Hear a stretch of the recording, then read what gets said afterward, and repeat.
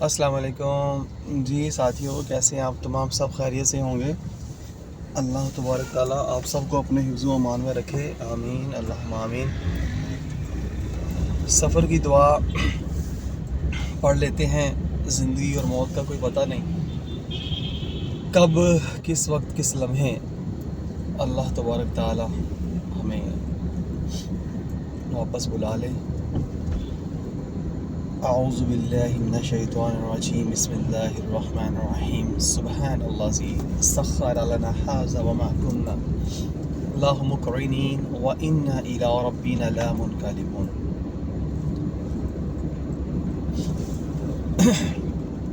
جی تو ساتھیوں، پچھلی نشست میں ہم لوگوں نے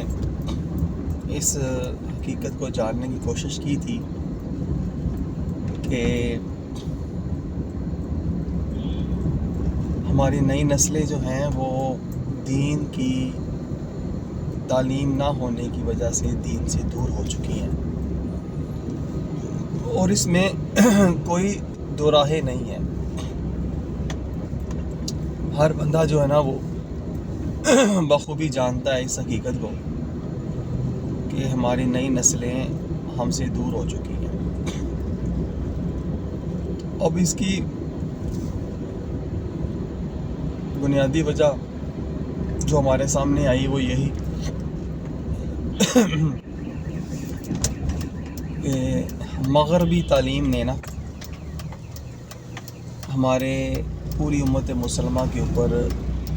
اپنے تسلط کے جو ہے نا پنجے گاڑے ہوئے ہیں، یعنی کہ ان کا اثر رسوخ، ان کے سارے معاملات جو ہے نا وہ مغربی تعلیم نے لپیٹے ہوئے ہیں، ہمارے اوپر سایہ فگن ہے وہ جناب۔ تو اب اس کڑی حقیقت سے ہم لوگ راہ فرار اس لیے حاصل نہیں کر پا رہے ہیں کیونکہ ہم لوگ ان کے نظاموں کے پابند ہیں، ان کے چارٹر کے ہم لوگ پابند ہیں۔ تو جب ہم لوگ ان کی حکومتوں کی، ان کے نظاموں کے پابند ہیں تو پھر سادہ سی بات ہے، پھر ہم لوگ ان کے غلام ہوئے تو غلام جو ہیں وہ کبھی بھی اپنی آزادی کے لیے کوئی بھی کچھ کوشش کریں گے تو وہ جو آقا ہوتا ہے وہ پھر کیا کرتا ہے جناب، وہ اپنے غلاموں پہ تشدد کرتا ہے، ظلم و ستم کرتا ہے، اور ان کو غلامی میں رہنے کی ہی تلقین کرتا ہے، اور کہتا ہے کہ بھئی اگر تم نے غلامی سے نکلنے کی کوشش کی تو مارے جاؤ گے، اس لیے چپ چاپ جو ہے نا وہ جو میں نے تمہیں آرڈر دیا ہے اس کے مطابق زندگی بسر کرو تو زندہ رہو گے، نہیں تو تمہاری زندگی بھی تم سے چھین لی جائے گی۔ تو جناب اتنی یہ تلخ حقیقت جو ہے جو ہم سب جانتے ہیں، مگر افسوس کی بات یہ ہے کہ ہم لوگ اس حقیقت کو جان کر کے بھی کہ ہم لوگ غلام ہیں، ہم لوگ ماننے کو تیار نہیں ہیں کہ ہم لوگ غلام ہیں۔ ہم لوگ اپنی غلامی کا توق جو ہم نے گلے میں ڈال رکھا ہوا ہے، اچھا وہ ڈالا بھی ہم لوگوں نے خوشی سے ہوا ہے، انہوں نے تو ڈالا ہوا ہے نا، پھر ہم آگے سے نکالنے کی کوشش بھی نہیں کرتے۔ وہی جو بھی میں نے بات کہی کہ ڈر لگتا ہے، خوف آتا ہے کہ یار ہم مار دیے جائیں گے، قتل ہو جائیں گے، ظلم و ستم کے پہاڑ گر جائیں گے۔ تو یہ جو خوف ہے، یہ جو ایک ہمارے اوپر ایک ان کا ایک غلامی کا جو سحر انگیز پٹا ہم لوگوں نے ان کا اپنے گلے میں ڈالا ہوا ہے، وہ ہمیں کچھ بھی کرنے جو ہے نا نہیں دے رہا۔ اب ایسی ساری صورتحال میں تو بہت زیادہ نا پریشان ہوں، اور جو بزرگان دین جنہوں نے اس حقیقت کو کھولا ہے وہ پتہ نہیں کس کرب سے گزرتے ہوں گے کہ یار یہ کیسی مسلمان نسل تیار ہو گئی ہے۔ اب اس کو کیسے احساس دلوایا جائے کہ تو غلام ہے بھائی، تو نے کافروں کی تعلیم کا جب سے توق اپنے گلے میں ڈالا ہے تو دین اسلام کا باغی ہو چکا ہے، دین اسلام سے تو راہ فرار اختیار کر چکا ہے، تو بہت بڑا ایک دشمن تیار ہو چکا ہے اپنے ہی اسلام کا کیونکہ تمہیں اپنے اسلام کے بارے میں پتہ ہی نہیں، اور اس کی زندہ جوید حقیقت یہ ہے، کسی سے پوچھ لو نا بھی مطلب ہم لوگ کون ہیں، تو وہ کہتے ہیں جی ہم تو نام کے مسلمان ہیں۔ ہر دوسرا بندہ بڑے بے دھڑک ہو کے بڑا مطلب کیا کہتے ہیں اعتماد ہو کر کے بڑے وثوق کے ساتھ یہ کہتا ہے کہ بھئی ہم لوگ تو نام کے مسلمان ہیں، ہماری کیا پوچھتے ہیں۔ تو جناب اب ہم لوگوں نے غلامی کا پٹا جب سے اپنے گلے میں ڈالا ہے تو اس سے ہم نکل ہی نہیں پا رہے ہیں، ہے نا۔ تو جناب عرض یہی کرنی تھی کہ کسی طرح سے ہم لوگ اپنے اندر یہ احساس پیدا کریں۔ علامہ اقبال کا ایک بہت پیارا شعر جو آپ نے فرمایا کہ خدا نے آج تک اس قوم کی حالت نہیں بدلی، نہ ہو جسے خیال خود اپنی حالت کے بدلنے کا، ہے نا۔ تو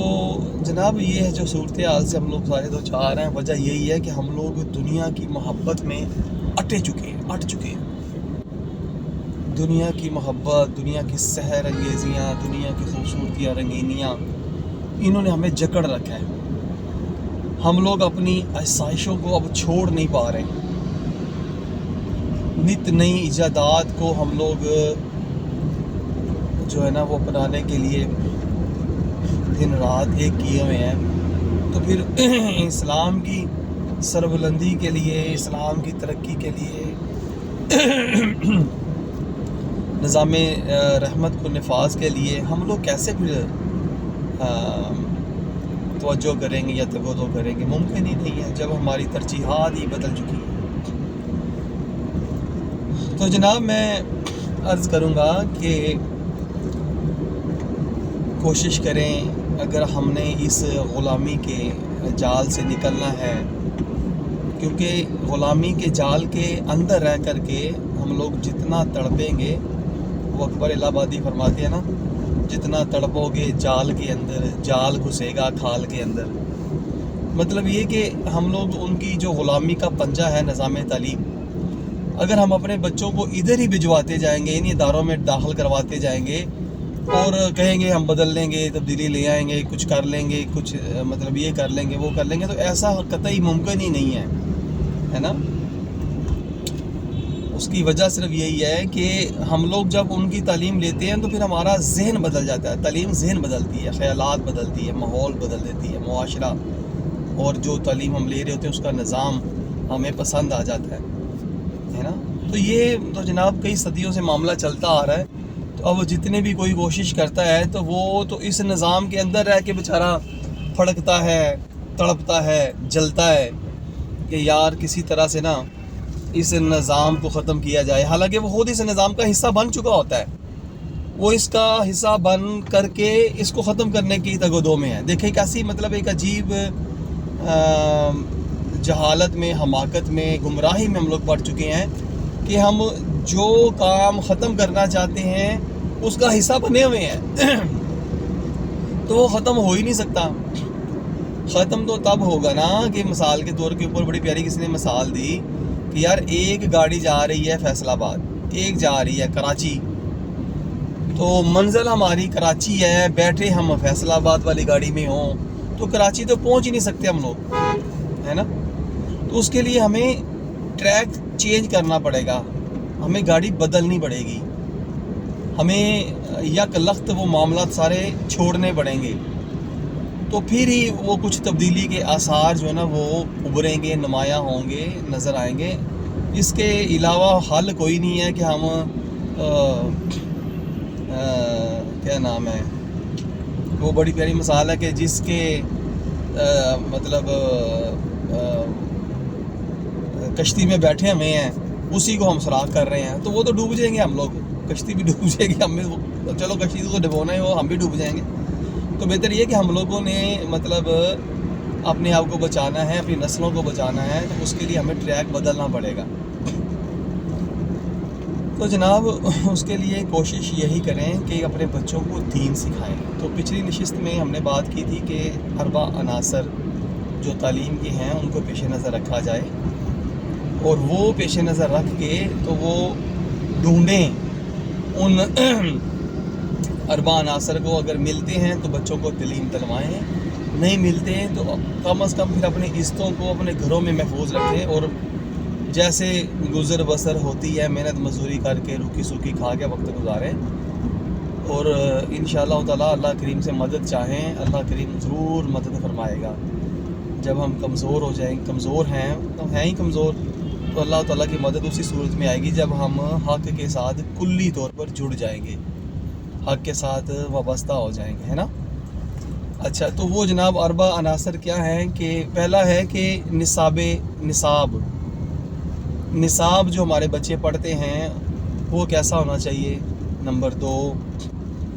تعلیم دینے والا وہ کیسا ہونا چاہیے. نمبر 3، جسے معلم کہتے ہیں نا. نمبر 3، ماحول، جس ماحول میں ہمارا بچہ پڑھتا ہے وہ کیسا ہونا چاہیے. اور نمبر 4، مقاصد، کس مقصد کے لیے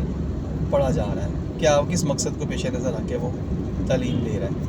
یہ 4 چیزیں جب بچے کے پیش نظر ہوں گی، ہمارے پیش نظر ہوں گی، ہم اپنے بچوں کو وہ تعلیم دلوائیں گے تو انشاءاللہ تعالیٰ نتائج مثبت آئیں گے. اب مفسرین کرام، جتنے بھی علماء حق ہیں اور جتنے بھی ہمارے اسلاف کے بڑے بڑے